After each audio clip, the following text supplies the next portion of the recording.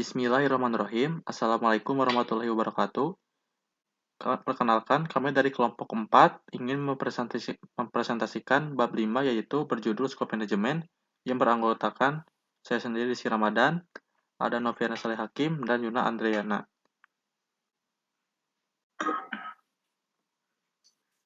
Yang pertama itu ada Scope Management.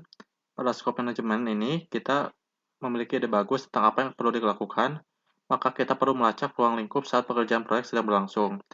Setiap tujuan tercapai, kita harus konfirmasi bahwa semua pekerjaan telah dilakukan dan memastikan bahwa orang yang memintanya puas dengan hasil yang telah kita kerjakan. Dalam bab ini, kita akan mempelajari bagaimana kita membantu tim dalam mengerjakan proyek. Lalu, ada pemecahan masalah proyek. Yang pertama itu, ada jauhkan tim dari melakukan pekerjaan yang tidak perlu, rencanakan ke depan, dan hindari perubahan yang lambat. Lalu, ada memulai perubahan lebih cepat. Lalu yang terakhir itu, kita mulai perencanaan lebih awal. Lalu di sini ada lingkup produk, proyek, dan scope creep. Yang pertama adalah lingkup produk. Lingkup produk ini berarti fitur dan fungsi produk atau layanan yang akan dibangun. Lalu lingkup proyek itu adalah semua pekerjaan yang perlu dilakukan untuk membuat produk. Lalu scope creep berarti perubahan yang tidak terkendali yang menyebabkan tim melakukan kerja ekstra.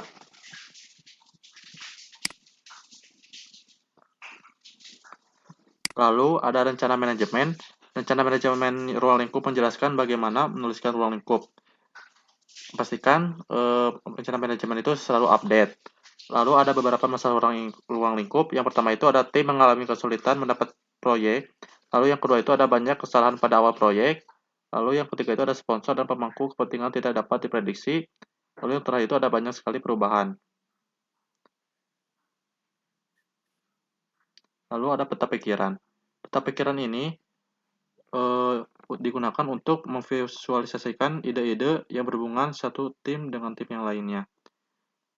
Lalu setelah kita mengerjakan ide, terkadang kita harus membantu tim dan untuk membuat peta tentang bagaimana kita menunjukkan ide yang akan dibuat.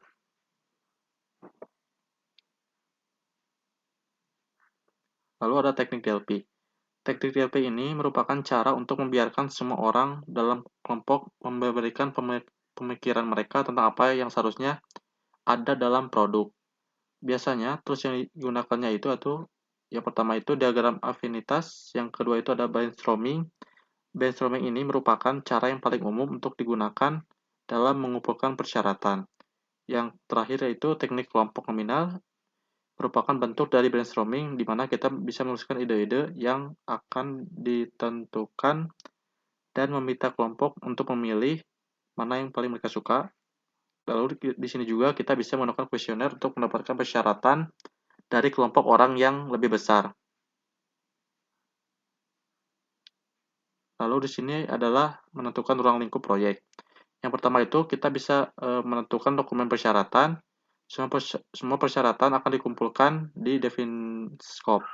Lalu yang kedua itu ada piagam proyek. Di sini kita akan membutuhkan dan memberitahu kebutuhan bisnis dan sponsornya apa. Yang ketiga itu ada organisasi aset proses. Hampir sama seperti rencana manajemen ruang lingkup, tempat dan formulir akan membantu untuk menghemat waktu pekerjaan. Yang keempat itu poin-poin tersebut akan diinputkan, dan kelima, hasil dari poin tersebut akan menghasilkan output dari tujuan proyek yang akan dibuat.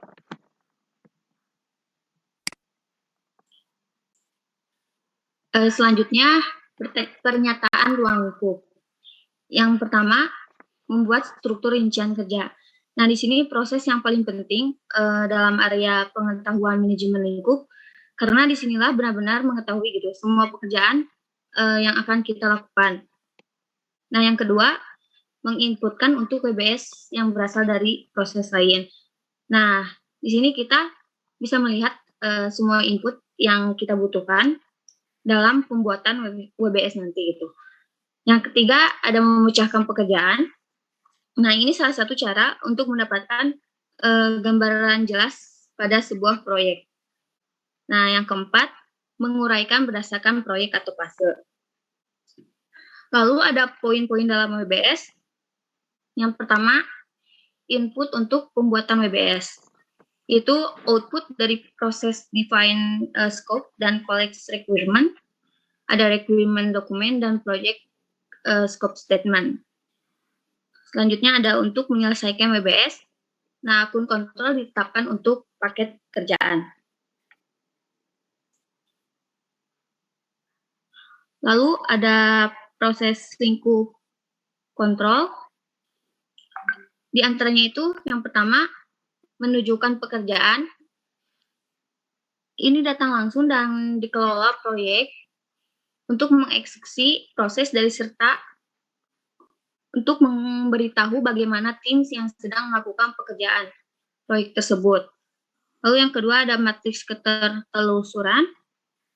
Yang ketiga ada dokumen persyaratan. Yang keempat itu ada rencana manajemen proyek. Yang keempat ada rencana manajemen proyek. Yang kelima ada menginputkan lalu menganalisis variance. Nah, nanti di sini tuh ada satu alat dalam proses lingkup kontrol, yaitu analisis variance tersebut. Nah, disinilah kita terus-menerus dapat membandingkan informasi yang kita kumpulkan tentang cara proyek berjalan kebersihan untuk ruang lingkup kita. Lalu yang terakhir itu ada keluarannya atau outputnya. Nah, di sini ada solusi magnet control.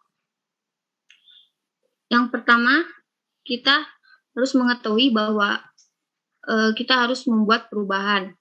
Yang kedua, membuat permintaan perubahan. Yang ketiga, mendapatkan persetujuan untuk membuat perubahan. Yang keempat, membandingkan berubah melawan garis dasar. Yang kelima, kembali dan merencanakan untuk pekerjaan baru. Yang keenam, memperbarui garis dasar. Yang ketujuh, menyimpan baseline yang diperbaharui dalam konfigurasi sistem manajemen. Dan yang terakhir, tim dapat mengubah cara untuk melakukan pekerjaan. Selanjutnya ada change control system. Nah, ini adalah salah satu terpenting dalam setiap proses pemantauan dan pengendalian, yaitu untuk mengubah sistem kontrol.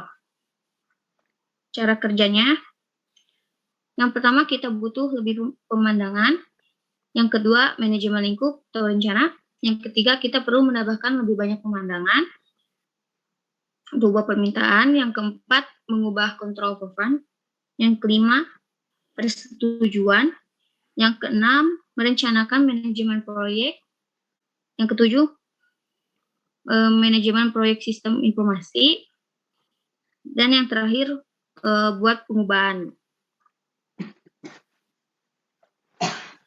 Lalu ada verifikasi lingkup proyek, verifikasi lingkup proses. Yang pertama, kita merencanakan manajemen proyek. Yang kedua, kiriman. Nah, ini dipelidasi kiriman, yang berarti mereka pernah melalui perform kontrol kualitas. Nah, yang ketiga ada matriks ketertelusuran. Yang keempat ada dokumen persyaratan. Yang kelima, kita inputkan. Dan keenam, memverifikasi proses input tersebut. Dan yang terakhir, hasilnya atau outputnya. Jika tim melakukan pekerjaan dengan benar, maka pemangku kepentingan akan menerima secara resmi kiriman tersebut, yang berarti mereka melakukannya secara tertulis. Mungkin cukup sekian dari kelompok kami. Mohon maaf bila ada kesalahan kata. Wassalamualaikum warahmatullahi wabarakatuh.